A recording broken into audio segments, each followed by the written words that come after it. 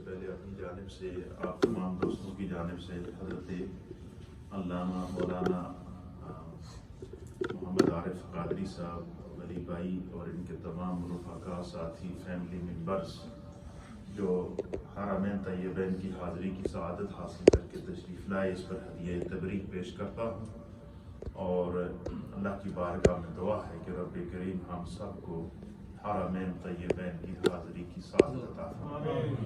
جو میرے سامنے قرآن کریم کی آیت کھلی ہوئی ہے، یہ ہے 17واں سپارہ ہے، سورۃ الحج ہے۔ سورت کا نام کیا ہے؟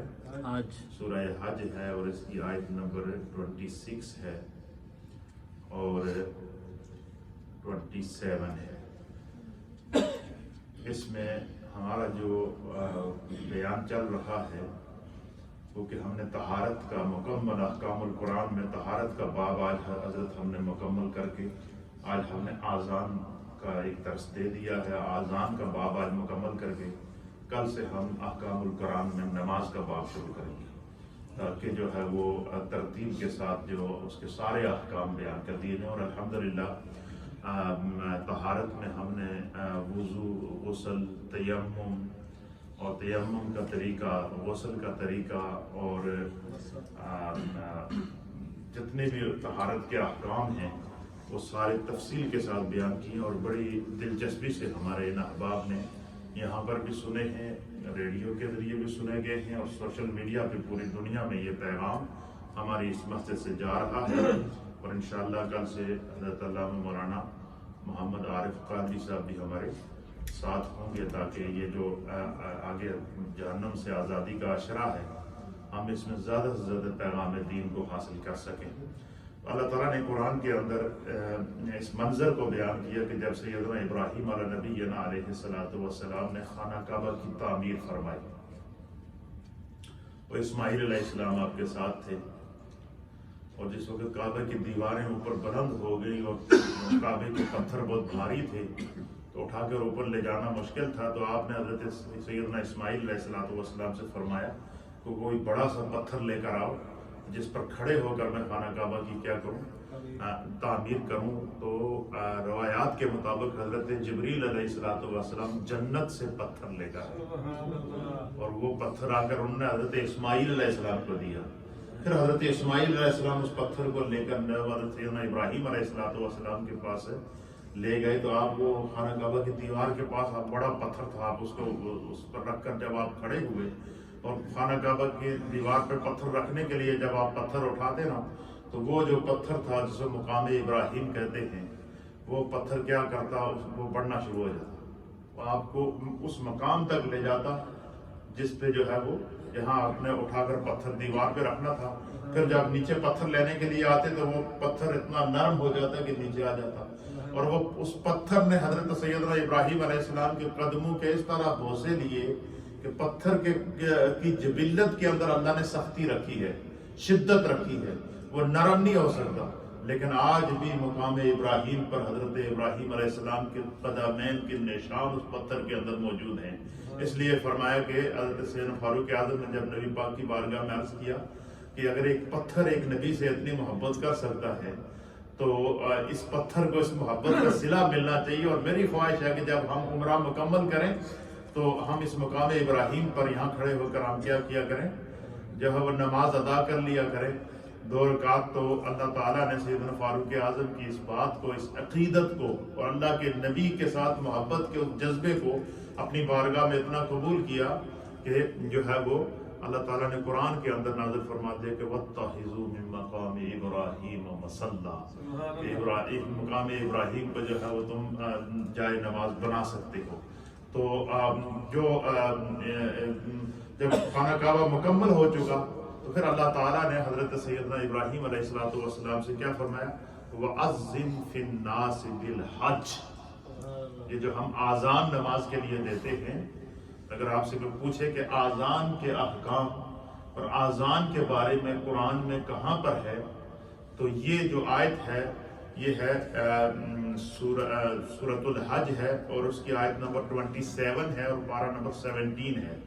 17 پارہ نمبر 17 ہے، سورہ نمبر ہے 22 اور ورس نمبر ہے 27 اس میں اللہ تعالیٰ نے حضرت ابراہیم علیہ السلام سے کیا فرمایا کہ وَأَذِّن فِي النَّاسِ بِالْحَجِّ، اب آپ کو صفا پر کھڑے ہو جائیں اور اب آپ لوگوں کو کیا کریں، آذان دیں، آپ لوگوں کو صدا دیں، آپ لوگوں کو آواز دیں کہ وہ اللہ کے گھر کا کیا کریں، حج کریں۔ تو سیدنا ابراہیم علیہ السلام نے عرض کیا کہ بارے الہ، میری آواز تو اتنی اونچی نہیں ہے، تو میری آواز کہاں تک پہنچے گی؟ تو اللہ رب العالمین نے حضرت سیدنا ابراہیم علیہ نبینا علیہ السلام سے ارشاد فرمایا کہ اے میرے ابراہیم، تیرا کام صرف منہ سے آواز نکالنا ہے، قیامت تک پیدا ہونے والی ہر وہ روح جو تیری آواز پر لبیک کہے گی وہ اس کا حج بھی کرتی رہے گی، طواف بھی کرتی رہے گی، عمرہ بھی کرتی رہے گی۔ تو حضرت سیدنا ابراہیم علیہ السلام نے اللہ کے حکم سے خانہ کعبہ کی تعمیر کے بعد وَأَذِّن فِي النَّاسِ بِالْحَجِّ، اللہ کے اس حکم کے تحت کہ آپ لوگوں کو حج کے لیے بلائیں، تو پھر آپ نے آواز دی تو اہل نبی پاک صلی اللہ علیہ وسلم نے فرمایا کہ قیامت تک پیدا ہونے والی ہر وہ روح جس نے ابراہیم علیہ السلام کی آواز پر لبیک کہا تھا وہ اپنی زندگی میں مرنے سے پہلے اس گھر کی حاضری ضرور دے گا، حج کی صورت میں، عمرے کی صورت میں، طواف کی صورت میں، زیارات کی صورت میں وہ دے گا۔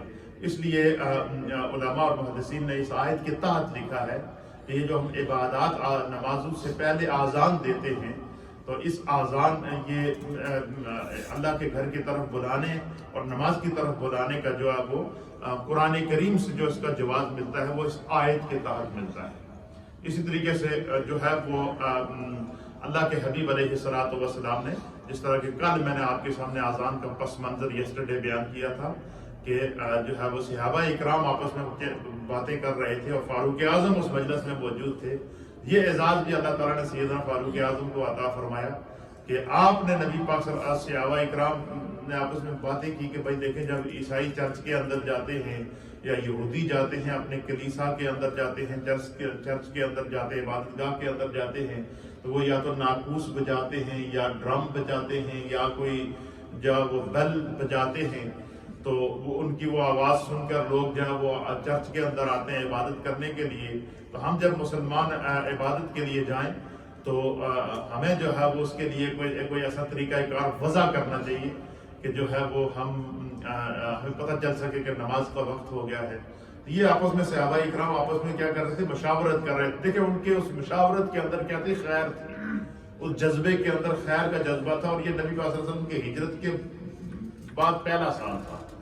تو سیدنا فاروق اعظم رضی اللہ تعالیٰ عنہ نے کہا کہ ہمیں جو ہے وہ یہود اور نصارہ اور اس طرح کے جو لوگ ہیں ان کی نقل تو نہیں کرنی چاہیے، البتہ ہمیں اس کے لیے کیا کرنا چاہیے، کوئی اعلان کرنا چاہیے۔ یہ حضرت فاروق اعظم کے ذہن کے اندر یہ چیز آئی کہ ہمیں اس کے لیے کیا کرنا چاہیے، اعلان کرنی چاہیے۔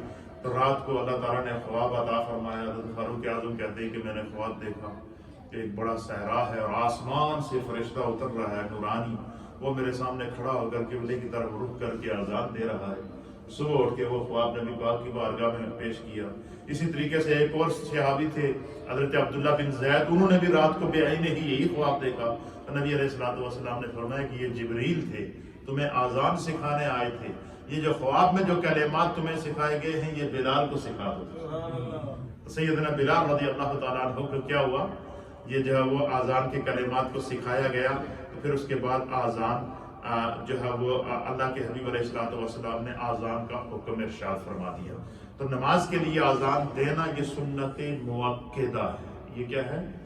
سنت مؤکدہ ہے، اور آذان کی آواز سن کر نماز کے لیے فوری طور پر آنا چاہیے اس میں۔ اور پھر اسی طریقے سے قرآن کریم میں دوسرے مقام کے اوپر بھی اللہ تعالیٰ نے سورہ جمعہ کے اندر ارشاد فرمایا کہ یا ایھا الذین آمنوا اذا نودی للصلاۃ من یوم الجمعۃ فاسعوا الی ذکر اللہ، کہ اے ایمان والو جب تمہیں جمعے کی نماز کے لیے ندا دی جائے، ندا سے مراد آذان دی جائے، جب آذان کی آواز تمہارے کان میں جمعے کے دن پڑ جائے تو فرمایا پھر اللہ فاسعوا الی ذکر اللہ، پھر اللہ کے ذکر کی طرف دوڑو، کام چھوڑ دو، کاروبار چھوڑ دو۔ اپنے ہمارے یہاں اگر لوگ یہ بہانے کرتے ہیں کہ ہم جاب پر گئے تھے تو وہاں نماز کا ٹائم نہیں ملا، اللہ فرماتا ہے جب آذان کی آواز تمہارے کان میں پڑے تو اگر دکان ہے تو بند کرو، کاروبار ہے تو بند کرو، مصروف ہو تو مصروفیت کو چھوڑ دو، فسعوا الی ذکر اللہ، اللہ کے ذکر کی طرف آ جاؤ، بڑھتے چلے آؤ خدا کے ذکر کی طرف۔ کیوں؟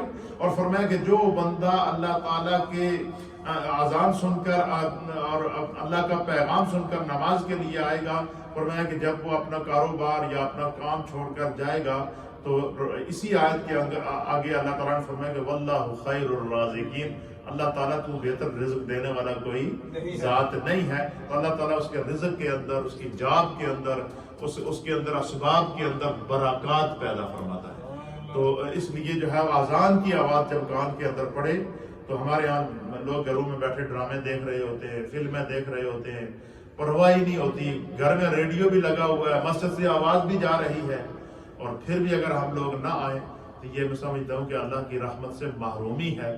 خدا ہمیں ایسی محرومی سے محفوظ رکھے۔ ہمیں ان چیزوں سے کیا کرنا چاہیے؟ سیکھنا چاہیے۔ ایک چیز یہ، دوسری اذان کے کلمات تو کل میں نے آپ کی خدمت میں پیش کر دیے تھے۔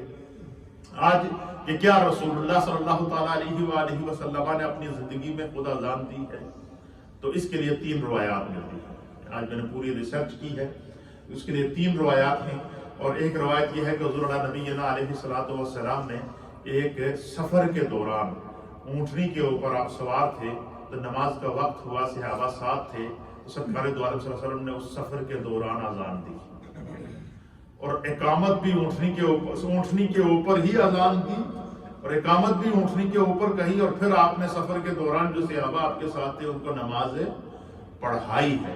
اور اس حدیث کی شرح کے اندر محدثین نے لکھا ہے کہ سرکار دو عالم صلی اللہ علیہ وسلم نے اس سفر کے دوران یہ اذان اس لیے دی ہے کہ یہ اذان کے کلمات خود سرکار کی زبان سے صادر ہو جائیں، تاکہ کوئی یہ بہانہ نہ کر سکے کہ بھئی یہ نماز کے لیے جو تو آپ لوگ اذان دیتے ہیں یہ کہاں سے ثابت ہے، تو حضور نے خود اذان دی۔ دوسری روایت یہ ہے کہ جب سیدنا امام عالی مقام سیدنا امام حسن مجتبی رضی اللہ تعالیٰ عنہ کی پیدائش ہوئی، تو حضور نبینا علیہ الصلوۃ والسلام نے ان کے دونوں کانوں کے اندر، ایک رائٹ کان میں اذان اور لیفٹ کان کے اندر سرکار دو عالم صلی اللہ علیہ وسلم نے کیا اقامت فرمائی ہے، خود اقامت فرمائی ہے۔ اسی طرح امام حسین کے لیے بھی آپ نے اقامت اور اذان فرمائی ہے۔ پھر ایک روایت کے مطابق جو ہے وہ سرکار دو عالم صلی اللہ تعالیٰ علیہ وسلم کو سفر معراج کے دوران، بعض روایات کے مطابق حضور نبینا علیہ الصلوۃ والسلام جب مسجد اقصی میں آپ نے نماز پڑھائی تو اس وقت بھی جبریل نے اذان دی ہے۔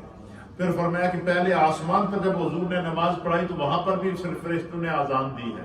تو اس طریقے سے یہ تاکہ یہ اذان کا ایک جو نظام اللہ کی طرف سے ہمیں عطا کیا گیا۔ ایک ہی علامہ امام شامی رحمۃ اللہ تعالی علیہ فتاوی شامی کے اندر جو ہے وہ آپ ارشاد فرماتے ہیں، علامہ سید ابن عابدین شامی رحمۃ اللہ، فقہ حنفی کے بہت بڑے امام ہیں، آپ نے جو ہے وہ فتاوی شامی شریف کی جلد نمبر 1 اور صفحہ نمبر 35 کے اوپر نقل فرمایا ہے کہ آپ فرماتے ہیں کہ جو ہے وہ جب بندہ فوت ہو جائے تو ہمیں کیا کرنا چاہیے؟ جب وہ تدفین ہو جائے اس کی، تو اس کے دفن ہونے کے بعد اس کے لیے فاتحہ کرنے کے بعد وہاں سے آنے سے پہلے قبر پر اذان دینی چاہیے۔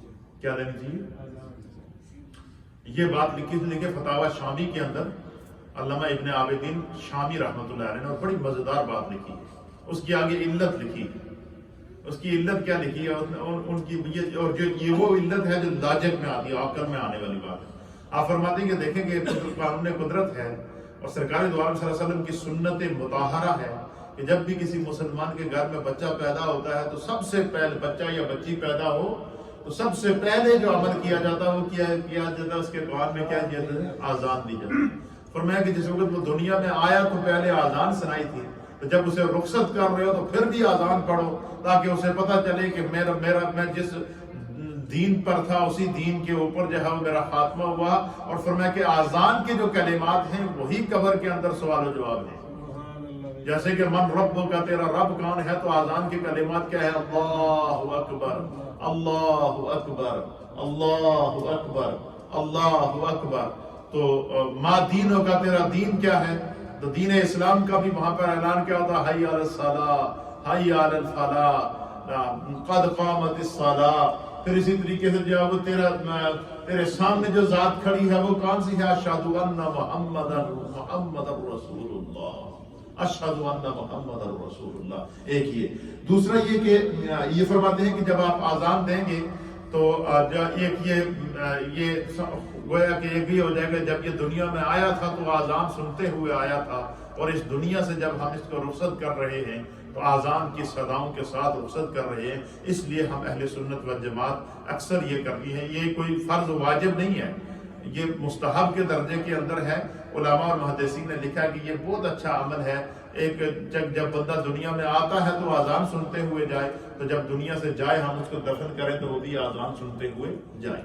تیسرا آزان کے حوالے سے جو ہے وہ سرکار دو عالم صلی اللہ تعالیٰ علیہ وآلہ وسلم نے آزان کے کلمات کو فرمایا کہ دہرایا کرو، آزان کے ایک ایک کلمے کو کیا کرو، دہرایا کرو، دو مرتبہ ان کلمات کو پڑھنا۔ یہ سرکار دو عالم صلی اللہ علیہ وسلم کے سامنے بھی آزان دی گئی، اور حضرت حدیث کے اندر آتا ہے کہ حضرت بلال رضی اللہ تعالیٰ عنہ جب آزان دیتے تھے تو وہ آزان کے کلمات کو باقاعدہ دہراتے تھے، اللہ اکبر اللہ اکبر اللہ اکبر اللہ اکبر، اشہد ان لا الہ الا اللہ اشہد ان لا الہ الا اللہ اشہد ان محمد رسول اللہ اشہد ان محمد رسول اللہ، حی علی الصلاۃ حی علی الصلاۃ حی علی الفلاح حی علی الفلاح، اللہ اکبر لا الہ الا اللہ محمد الرسول اللہ صلی اللہ تعالیٰ علیہ وآلہ وسلم۔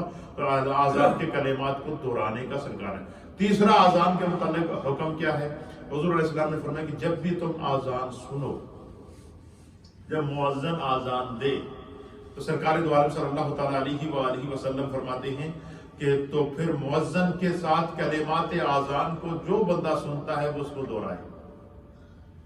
کیا کرے کہ جب مؤذن اللہ اکبر کہے تو تم بھی کہو اللہ اکبر، جب وہ اشہد ان لا الہ الا اللہ کہے تو تم بھی اس کے ساتھ اشہد ان لا الہ الا اللہ کی کلمات کو اپنی زبان سے دہراؤ، جب وہ اشہد ان محمد رسول اللہ کہے تو تم بھی ان کلمات کو اپنی طرف سے دہراؤ، اور اسی طریقے سے جب وہ حی علی الصلاۃ کہے تو اس کے جواب میں ولا حول ولا قوۃ الا باللہ العلی العظیم پڑھا کرو، جب وہ حی علی الفلاح کہے تو اس کے جواب میں ولا حول ولا قوۃ الا باللہ العلی العظیم کہا کرو۔ اور فرمایا کہ یہ جو ہے وہ ان کلمات کو دہرایا کرو، اور ان کلمات کو دہرانے کا حکم دیا ہے حضور نے، کیا کیا ہے؟ اور بعض علماء اور محدثین کے نزدیک کے آزان کے کلمات کو دہرانا یہ واجب کے درجے کے اندر آتا ہے، اس لیے جب بھی آزان سنیں تو ان کلمات کو کیا کریں، اور بعض روایات کے مطابق جو بندہ آزان سن کے ان کلمات کو دہراتا ہے شیطان کبھی اس کی عبادت میں خلل نہیں ڈال سکتا۔ کیوں؟ کہ اس نے اپنی زبان سے آزان کے کلمات دہرا دیے، فرمایا کہ جس زبان سے جہاں آزان ہو جائے وہاں شیطان بھاگ جاتا ہے۔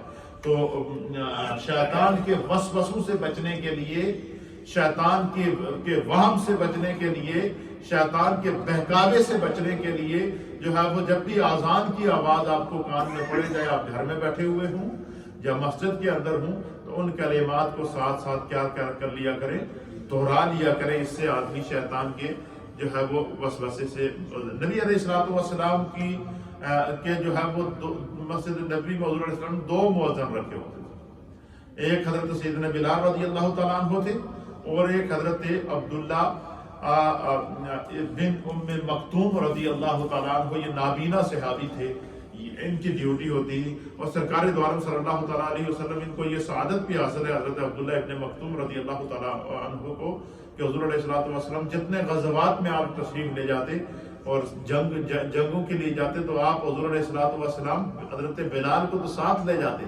حضرت عبداللہ ابن مکتوم کو پیچھے چھوڑ کر جاتے، اور وہ حضور کی غیر موجودگی میں اذان بھی دیتے تھے اور نماز بھی پڑھاتے تھے۔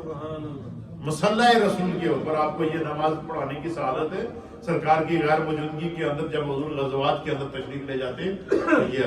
پھر اسی طریقے سے آزان کا ادب یہ ہے، علماء اور محدثین نے لکھا ہے، اور سیدنا صدیق اکبر رضی اللہ تعالیٰ عنہ کا یہ عمل مبارک تھا کہ جب بھی آزان میں نبی علیہ الصلوۃ والسلام کا نام سنیں اشہد ان محمد رسول اللہ، تو فرمایا کہ جب پہلے مؤذن کہے کہ اشہد ان محمد رسول اللہ تو دونوں انگوٹھوں کو چوم کر آنکھوں پر رکھیں، اور جب دوسری مرتبہ کہے تو پھر انگوٹھوں کو چوم کر اور پہلی مرتبہ کیا کہیں، صلی اللہ تعالی علیہ یا رسول اللہ، صلی اللہ تعالی علیہ یا رسول اللہ، اور دوسری مرتبہ جب اشہد ان محمد رسول اللہ کہا جائے تو پھر صلی اللہ تعالیٰ علیہ وآلہ وسلم کہتے ہوئے انگوٹھوں کو چوم کر انگلیوں آنکھوں پر رکھتے ہوئے یہ کہا ہے قرۃ اعین بک یا رسول اللہ، یا رسول اللہ آپ میری آنکھوں کی ٹھنڈک ہیں، کہ قرۃ اعین بک یا رسول اللہ آپ میری آنکھوں کی ٹھنڈک ہیں۔ اسی طریقے سے اذان کے بعد پڑھی جانے والی جو دعا ہے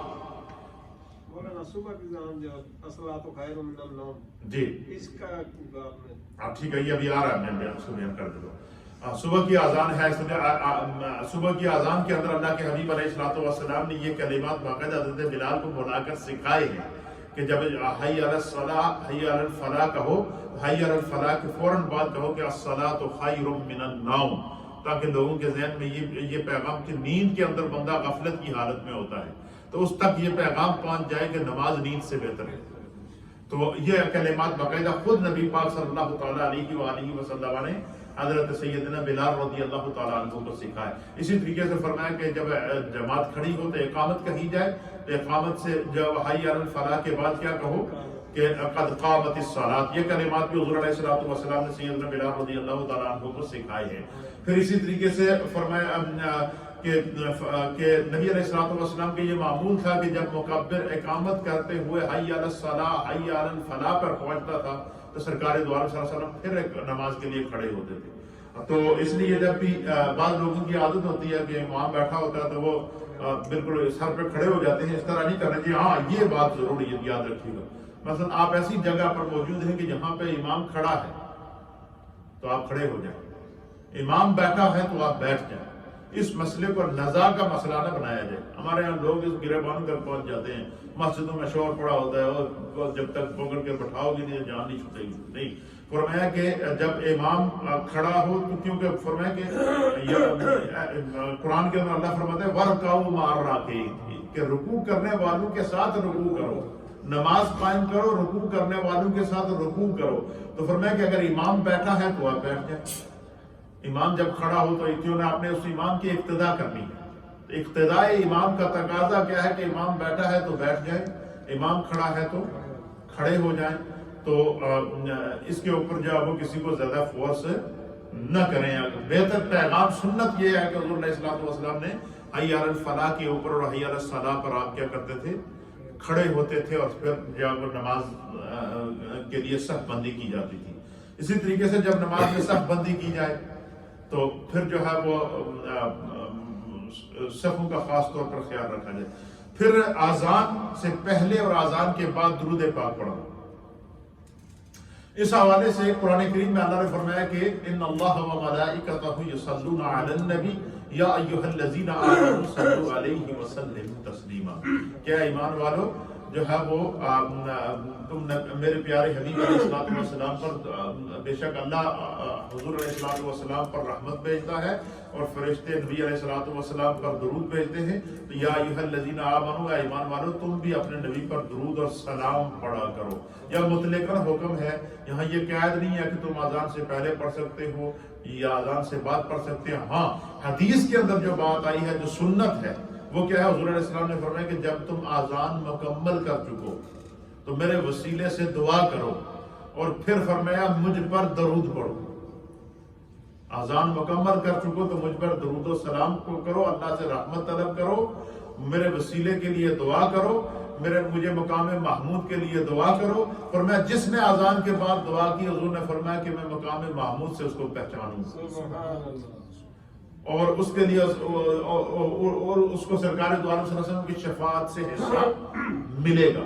تو اس لیے فرمایا کہ جب وہ اذان کے بعد دعا کہی، اور مسلم شریف کی حدیث ہے کہ حضور علیہ الصلوۃ والسلام نے فرمایا کہ جب اذان دے چکو تو اس کے بعد کیا کرو، جو ہے وہ دعا مانگو میرے وسیلے سے اور مجھ پر درود و سلام پڑھو۔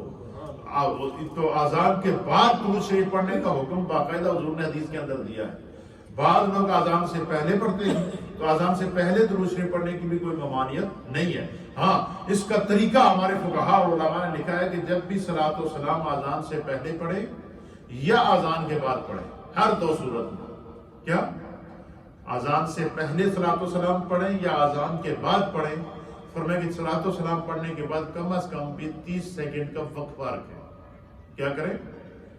اگر 1 منٹ کا وقفہ رکھ سکتے ہیں تو بہت اچھا ہے، لیکن کم از کم 30 سیکنڈ کا وقفہ رکھیں. کیوں؟ کہ تاکہ یہ پتہ چل سکے کہ یہ جو درود پاک ہے یہ پارٹ آف آذان نہیں ہے، یہ برکت کے لیے پڑھا جاتا ہے. تو اس لیے جو ہے وہ ان تمام چیزوں کے آداب ہمارے فقہاء اکرام نے بتائے ہیں. جو بندہ آذان دیتا ہے اس کی بہت بڑی فضیلت بیان کی گئی ہے. نبی علیہ الصلوۃ والسلام نے فرمایا کہ قیامت کے دن سب سے اونچی گردن اس شخص کی ہوگی جو اللہ کے گھر کے لیے آذان دے کے لوگوں کو بلا. فرمایا مؤذن کی جو گردن ہے وہ قیامت کے دن سب سے اونچی ہوگی، اور جو ہے وہ اس کی بہت بڑی نبی علیہ الصلوۃ والسلام نے فضیلت بیان فرمائی ہے. تو اس لیے جو بندہ جس کو اللہ آذان کی سعادت عطا فرمائے تو اسے پورے دل جمی کے ساتھ پورے خلوص کے ساتھ آذان دینی چاہیے. نبی پاک صلی اللہ علیہ وسلم نے فرمایا کہ قیامت کے دن جب مؤذن اٹھیں گے تو ان کی گردنیں سب سے لمبی ہوں گی، یعنی قیامت کے دن مؤذن کی گردنیں سب سے لمبی ہوں گی. اس کا مطلب یہ ہے کہ مؤذن میدان حشر میں سب سے ممتاز نظر آئیں گے. کیوں؟ کہ یہ لوگوں کو بلاتے تھے اللہ کے گھر کی عورتوں کے لیے. یہ بہت بڑی سعادت کی بات ہے. پھر وہ فرماتے ہیں کہ اس کا دوسرا مطلب یہ ہے کہ ان کو سب سے زیادہ اللہ تعالیٰ ثواب عطا فرمائے گا. ایک نماز کا ثواب، دوسرا نماز کی طرف بلانے کا ثواب، دوہرا ثواب اللہ تعالیٰ مؤذن کو اللہ عطا فرماتا ہے کہ ایک وہ خود بھی نماز پڑھتا ہے اور دوسرا وہ خود پڑھنے سے پہلے آذان دیتا ہے. ایک بار دوسرا فرمایا کہ مؤذن کو اس چیز کا خاص خیال رکھنا چاہیے کہ کہیں وہ وقت سے پہلے آذان نہ دے. کیوں؟ کہ مؤذن کی آذان سننے کے بعد بندے کے ذہن میں آتا ہے کہ میں نے نماز پڑھنی ہے. تو اگر مؤذن نے وقت سے پہلے آذان دے دی، کسی نے وقت سے پہلے نماز پڑھ لی تو اس کی نماز نہیں ہوئی تو اس کا وبال بھی مؤذن کے سر پر جائے گا. اس لیے فرمایا کہ جیسے ہی نماز کا وقت شروع ہو تو کوشش یہ کرنی چاہیے کہ ابتدائی وقت کے اندر آذان دے دی جائے تاکہ عوام تک یہ پیغام پہنچ جائے. عام طور پر روٹین ہمارے یہاں یہ ہوتی ہے کہ آذان نماز سے آدھا گھنٹہ پہلے آذان دے دی جاتی ہے یا کہ 15 منٹ پہلے دے دی جاتی ہے تاکہ لوگوں کو پتہ چل جائے کہ جو ہے وہ. پھر کہتے ہیں کہ اس کا چوتھا مطلب یہ ہے کہ مؤذن اپنے اعمال پر نادم اور شرمسار نہیں ہوں گے کیونکہ انہوں نے جب وہ مسجد میں آنے سے پہلے دوسروں کو دعوت دی اور پھر اپنی نماز پڑھی ہے. یہ بہت بڑی سعادت کی بات ہے، اللہ کے گھر کے لیے آذان دینا، اللہ کے گھر کی آذان کی صدا کی سعادت حاصل کرنا. پھر میں اس کا چھٹا مطلب یہ ہے کہ جب مؤذن کی آذان سن کر لوگ مساجد میں نماز پڑھنے کے لیے جاتے ہیں تو نمازی تابع مؤذن متبوع ہوا، تو متبوع چونکہ سردار ہوتا ہے تو اس لیے جو ہے وہ اس کو اللہ کی جانب سے دوہرا اجر ملے گا کہ اس نے خود بھی نماز پڑھی اور دوسروں کو نماز کی دعوت دی ہے. آذان یہ دعوت نماز ہے. اس لیے فرمایا کہ جیسے ہی آذان، پھر حضور علیہ الصلوۃ والسلام نے فرمایا کہ جیسے ہی آذان کی آواز آتی ہے تو کیا ہوتا ہے؟ فرمایا کہ شیطان جو ہے وہ بھاگ جاتا ہے، اتنا بھاگ جاتا ہے کہ حضور علیہ الصلوۃ والسلام نے فرمایا کہ جب حضرت بلال آذان دیتے ہیں فرمایا کہ شیطان وادی روحا تک چلا جاتا ہے. اور وادی روحا کے بارے میں علماء اور محدثین نے لکھا ہے 80 میل دور ہے مدینہ طیبہ سے. حضرت بلال دی آذان دی آواز ہے 80 میل تک شیطان نے دوڑا لگوا دی سی. اور ہمارے اکابرین کے ایمان کا تقاضا کیا تھا؟ ہمارے اکابرین کے ایمان کتنے مضبوط ہوتے تھے کہ حضور نبی علیہ الصلوۃ والسلام نے فرمایا کہ الشیطان یفر من ذل عمر. حضور نے فرمایا کہ شیطان عمر دے سائے کو بھی نستا ہے. حالانکہ شیطان نے انبیاء کو بھی بہکانے کی کوشش کی ہے، انبیاء کے اندر بھی وسوسے ڈالنے کی کوشش کی ہے. اس نے کوئی ایسا شخص نہیں چھوڑا ہے کہ جس کے پاس وہ نہ گیا ہو. لیکن میرے آقا نے فرمایا کہ الشیطان یفر من ذل عمر. فرمایا میرے عمر دی ہیبت کا یہ عالم ہے، میرے عمر کے کامل ایمان کا یہ عالم ہے، میرے عمر کی جلالت کا یہ عالم ہے، اور میرے عمر کے روب کا یہ عالم ہے کہ شیطان عمر دے سائے کو بھی نسما ہے.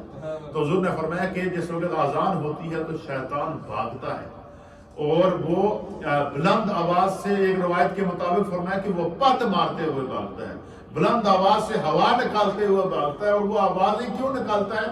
تاکہ آواز کی جو آزان کی آواز میرے کان میں نہ پڑے اور میرے ہی جو وہ تمباکو کی آواز میرے کان میں پڑتی رہے.